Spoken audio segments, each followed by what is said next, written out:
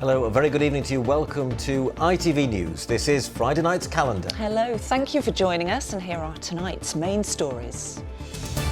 Inside job, 16 people are sentenced for the UK's biggest prison drug conspiracies at Lindholm Jail. The handing of these 16 sentences today marks the end of an unprecedented investigation into one of the most significant and complex prison conspiracies in the country. Save our centre. Hundreds turn out for a public meeting calling for Batley Sports Centre to stay open as Kirklees Council earmark its closure as they try to save millions of pounds. Look, ladies and gentlemen, I'm here in Mexborough. Blessed be the day Brian drops into his hometown in South Yorkshire to unveil a very special plaque.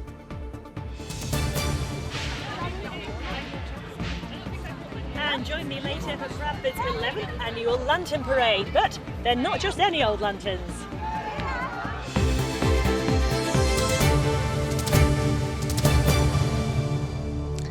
Very good evening to you. First tonight, the ringleaders behind the largest ever drug smuggling conspiracy in the UK have been handed sentences totalling almost 90 years. The gang flooded a Doncaster jail with illicit substances. Among them was a mental health nurse who was arrested as she walked through the prison gates with £1 million worth of drugs in her bag. Inmates recruited their friends, mothers and sisters who all ended up in Sheffield Crown Court today for sentencing for smuggling and supplying drugs and money laundering offences. Katie Oscroft has been in court. Good evening, Katie. This is just an incredible story, isn't it? Well, absolutely, Lara. Let's face it, this was a prison, a closed prison, yet drugs, knives, phones were coming in and out on a huge scale. And what also marks this out is the fact that it was such a well-run operation, almost like a family business, as you say. Inmates recruited their mothers, their girlfriends, their sisters on the outside to do their bidding from the inside. And whilst the Ministry of Justice said tonight that the vast majority of its prison staff were honest and hard-working, the person at the centre of all this was someone on the payroll. Amy Hatfield was a mental health nurse at Lindholm Prison, here on her way to work to support more than 1,000 inmates, but instead she kept them supplied with drugs, knives and mobile phones. She brought in spice in Ribena bottles. In the 2 years before her arrest, there were 7 spice-related deaths in the prison. She'll now serve 10 years and 2 months as an inmate herself. Her affair with a Lindholm prisoner, Joseph Whittingham, whose cell was searched by the police, was, the court heard, at the heart of a highly organised drug smuggling ring. iPhone found in Whittingham's cell, uncompliant with staff. Whittingham will now serve 11 years and 4 months for his latest crime. Parents, partners and siblings of inmates got in on the act. Cora Haley from Bradford bought drugs for her boyfriend, Annies Williamson.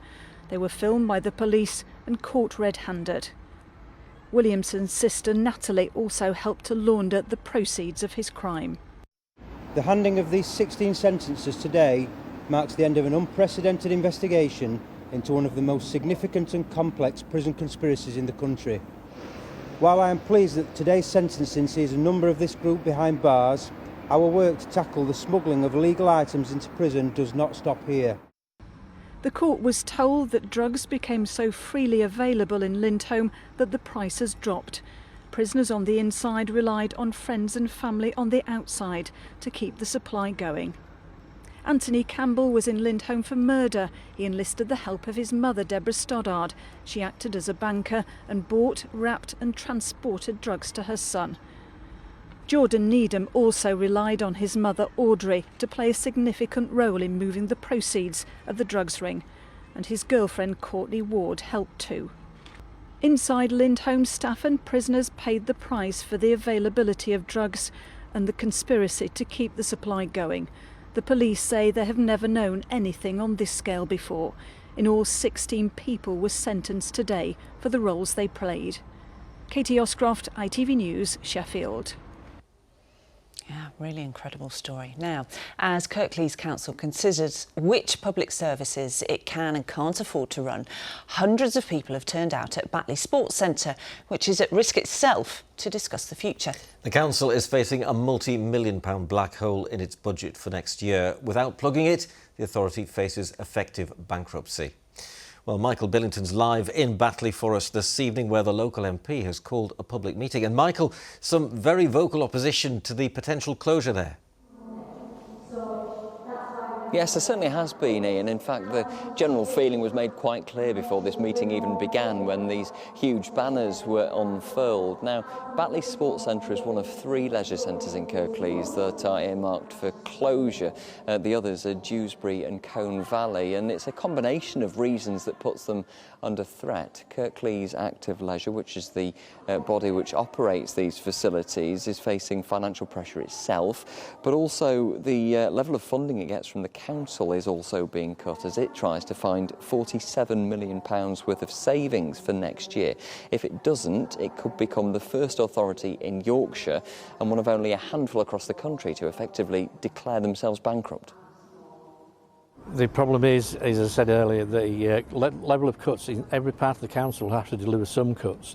None of it, as I said, we do with any pleasure. We hate what we're having to do, but every part of the sector will have to take some level of cut in there. So, as I said, the statutory responsibilities have to come first, because that's a legal requirement. The non-statutory ones, where the biggest level of cuts will come, unfortunately.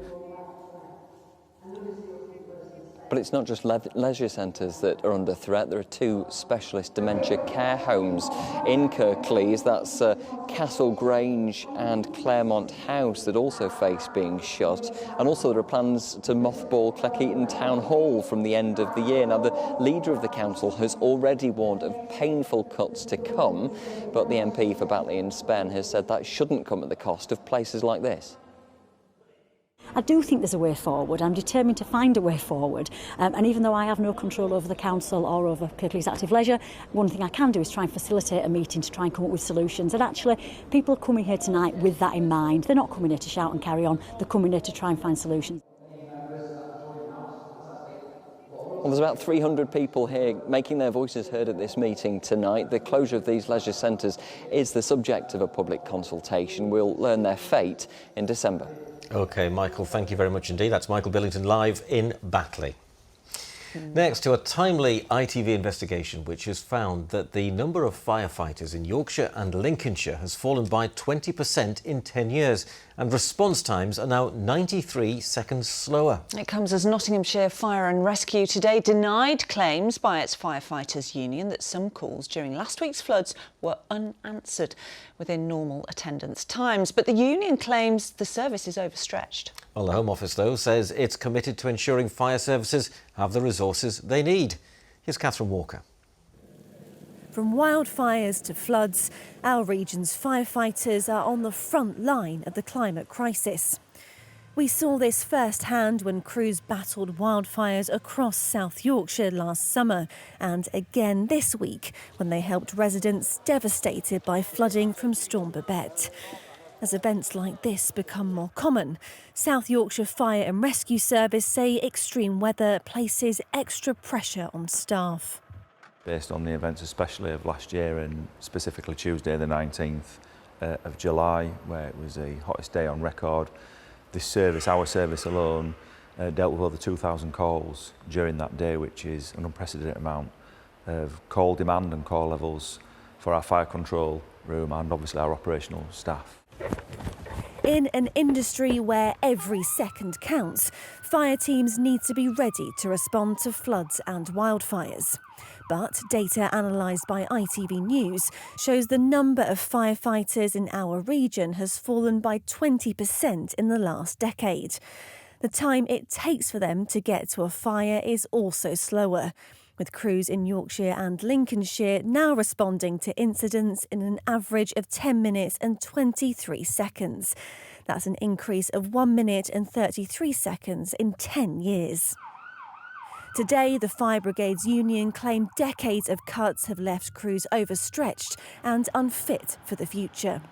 The climate side of things has changed massively. We're going to floods, we're going to wildfires, and we don't have the resources So what we would like to see is just some investment so that we can now start providing that service that firefighters and our members want to provide to the communities, but feel handcuffed by the lack of numbers in the system.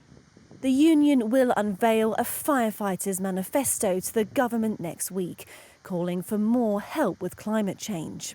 So we've made investment into equipment such as the drones, a fleet of 4x4s. But station managers like Steve, who look after emergency planning, say they are investing in specialist equipment to help tackle extreme weather.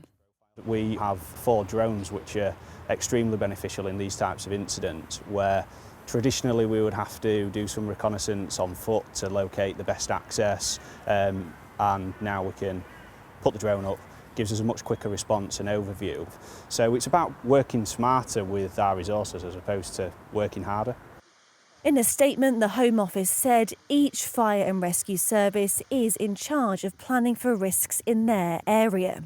And in a statement, the government told me fire services will receive £2.6 billion of funding over the next financial year to ensure they have the resources they need to keep people safe.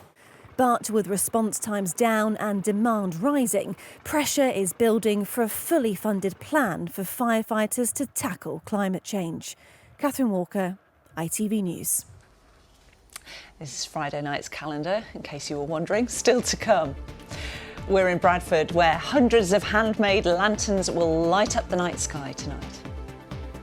And it's that time of year again. The clocks will be going back an hour in the early hours of Sunday morning.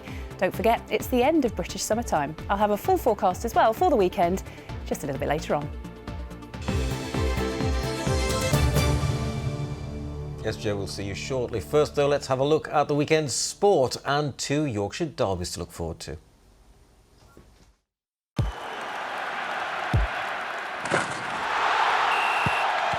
Zero Accounting Software sponsors ITV Regional Sports Report. Yes, Arif joins us in the studio. What's this about a West Yorkshire derby? That's the first one, is it? Yeah, the first one of the season as well, Lauren. It should be a good one as Leeds United welcome Huddersfield to Ellen Road tomorrow lunchtime.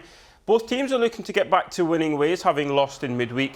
Leeds lost just for the 3rd time on Wednesday, while Darren Moore is already facing pressure from Huddersfield's fan base after they were thrashed by Cardiff on Tuesday. Both managers, though, say they're looking forward to the game.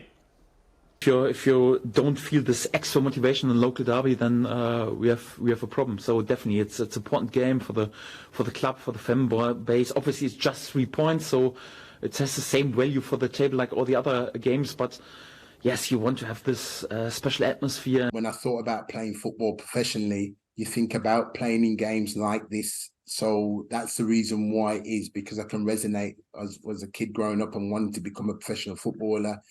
You was doing it to aspire for moments like this in it, and it's a wonderful game to be involved in.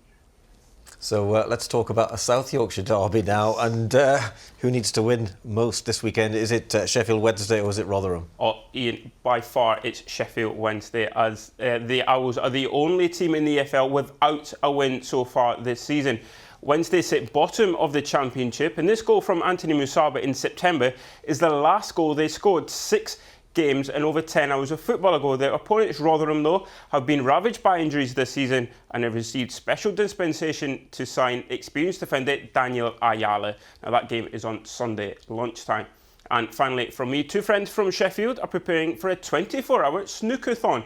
Tomorrow lunchtime, Gary Swift and Stephen Harrison will play non-stop as they try to raise £1,500 so Gary can realise his dream and play for Team GB at the World Ability Games. The money will fund his trip to Thailand, and I've been down to see them practising.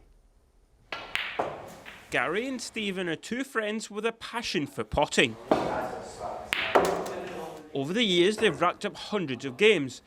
This weekend, though, their love for the sport and their friendship will be put to the test. Look at that, back cushion straight away, first shot.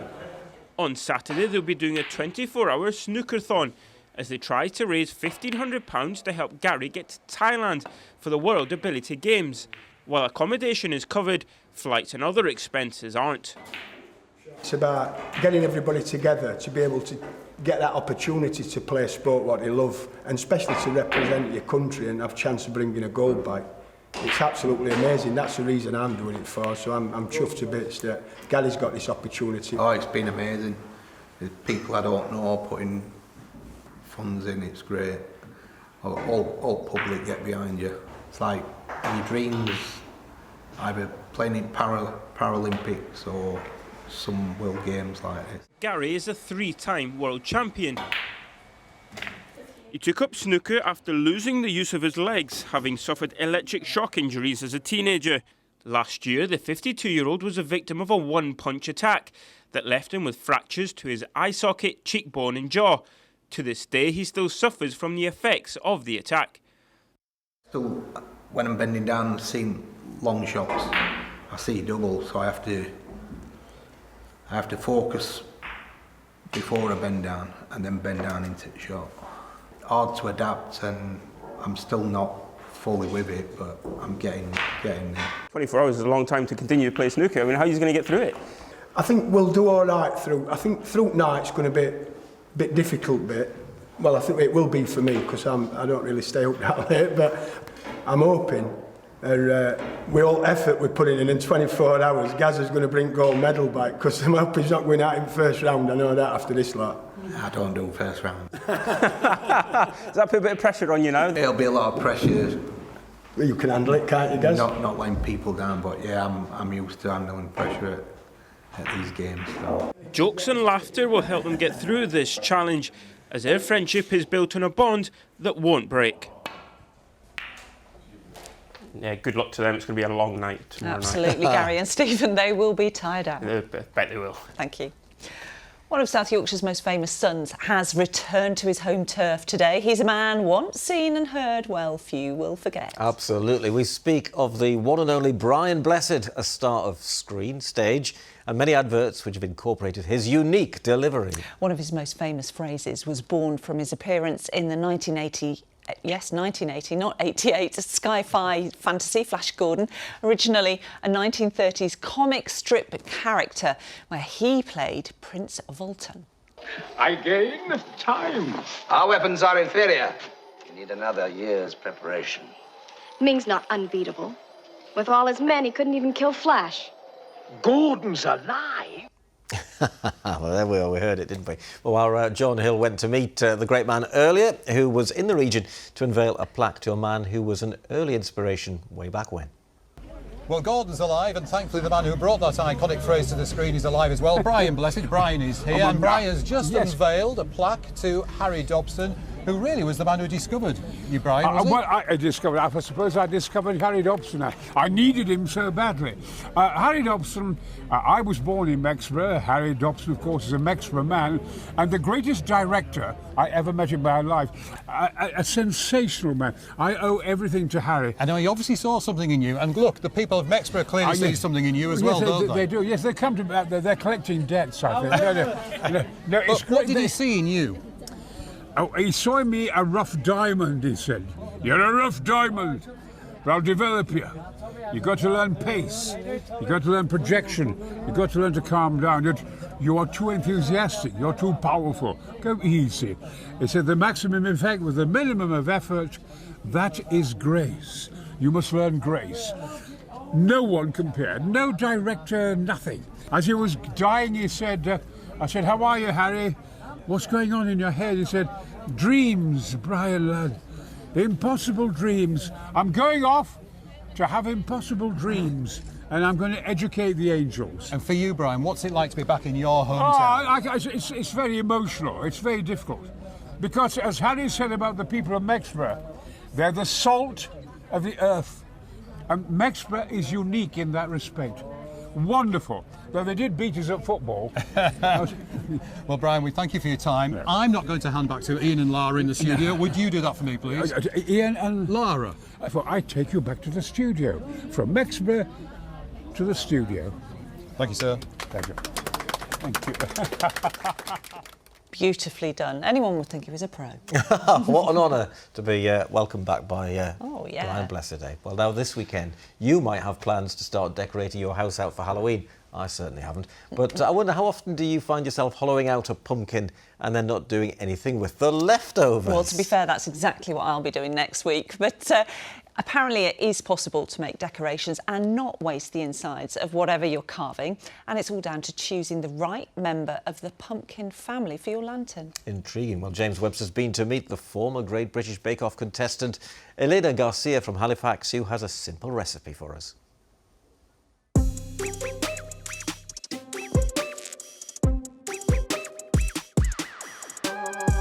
So Elena, what are we making today? I thought we'll make a pumpkin pie because it's very easy to make. You don't even need an electric mixer. The majority of people will get the traditional jack-o'-lantern to carve on Halloween. It is actually not the best pumpkin to eat because it's very watery, it's very stringy. What I've done is baked butternut squash, which is the same family as pumpkins. Bake it in the oven, no salt, no butter, nothing, for half an hour.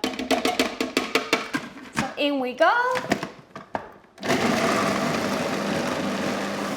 I'm gonna puree quite a lot because you want the filling of your pumpkin pie to be quite smooth. That should do it. So is this a recipe you created? This is a recipe actually that comes from my latest book, the Book of Gingerbread, in which I've actually made the pastry with the ingredients of gingerbread, so with all the spices that you use for gingerbread. So for the filling of the pumpkin pie, we go in with our pumpkin puree, 1 egg and an egg yolk, a cup of evaporated milk, a cup of sugar. We go in with our spices, so that is ginger, cinnamon, and cloves. And I like to grate a little bit of fresh grated nutmeg. This is very autumnal, but also a wintry recipe. And finally, a tablespoon of flour. We mix it by hand. You don't need an electric mixer. I can smell the flavours coming out of that already. Right, and now I've used a pre-rolled short crust pastry. You go straight in with an unbaked pastry case. That's your pumpkin pie already ready to go in the oven, and we're gonna bake it for about 30 to 40 minutes. The texture that we're looking for is the texture of a flan or a custard tart. We serve the pumpkin pie with lightly whipped cream that is lovely when you add a little bit of ginger syrup for flavor and sweetness. What do you think? I can taste the nutmeg. That's really nicely flavoured. It does make a difference, the nutmeg. That is yummy. Well, James, happy Halloween. Happy Halloween.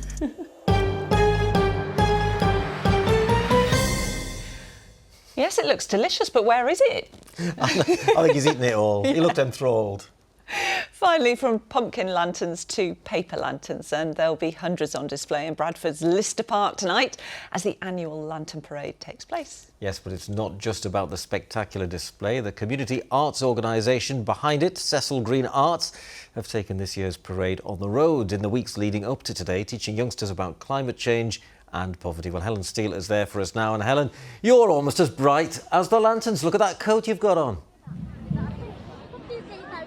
Well, I am, but it's getting dark, isn't it? So I thought I'd save on the camera lights. But anyway, more about these lights. Just take a look around. Look at this. We've got flowers. We've got, is that a whale or a fish over here? And we've got all sorts. Give us a wave, everybody. Brilliant. And we've got a whole host of willing volunteers to speak to us. So you wanted to do, didn't you? What's this you've got here? A lantern. Did you make it? Yep. Or did your brother make it and did you lose yours? Yep. Yeah, I thought so. That's what you told me before. And how about you guys here? When did you make these? This morning. And what did you do? We used paint and we painted them. Yeah?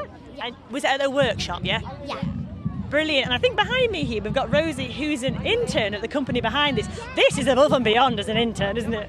Yeah, it's amazing. It's like so many people, so many amazing lanterns everybody's made. I made a snail.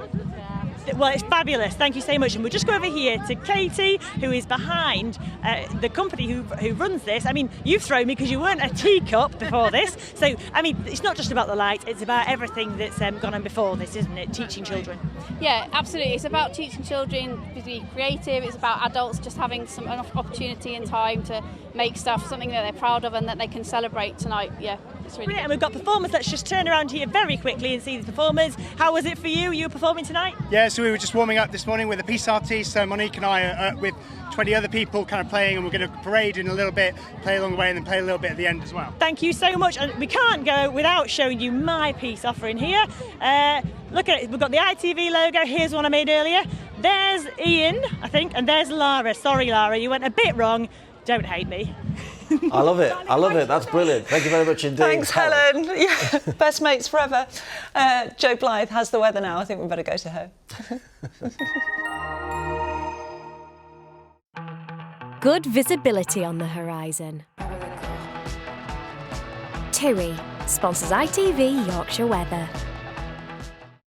Thank you. A very good evening to you. Welcome to the weekend. Low pressure still very much in charge of things, so it is going to be unsettled over the next few days and into the new week. There'll be spells of showery rain, occasionally heavy, mist and fog by night. In fact, some thick fog patches in a few spots as we go through the next couple of nights. Temperatures are around average for the time of year. The warmer colours on the temperature console sequence here showing that, with low pressure very much in charge even to the new week. But something slightly colder, just digging in across Scotland and into northern England as we head through towards Tuesday. So a colder feel perhaps as we get through next week. Back to tonight, thick fog patches across much of the region, bits and pieces of showery rain, but a fairly quiet night to come with a gentle breeze. And it isn't going to be chilly, 8 or 9 Celsius for many places before tomorrow morning. Just be aware visibility could be a bit of a problem on the region's roads tonight and first thing tomorrow. The sun is up tomorrow morning at 7:58. It will set at 5:41 tomorrow. On to tomorrow's details then. A foggy start in places, showery rain around for one or two of us, but skies will brighten in fact for a time across Yorkshire as we go through the morning. Mist and fog will lift, but it will take a while in the Dales and the Pennines, and then showers will tend to spread up from the south as we go through towards tomorrow evening. Ahead of that, temperatures around 13 degrees, around average for the time of year. Into tomorrow evening, a spell of more significant rain moving up from the southwest, one or two heavy bursts. That will tend to clear through as we get towards the early hours of Sunday morning. Sunday itself looking a little drier and quieter, and through next week turning just a little bit colder. Bye-bye. TUI sponsors ITV Yorkshire Weather. Thanks, Joe. So, Ian, on your pumpkin then, would you carve a happy face or a scary face? Oh, a scary face, definitely. I base it on you. You can go off people, you know. That's all from us for now. John Hill is back at 11:10. Have a great weekend. Good night. Bye-bye.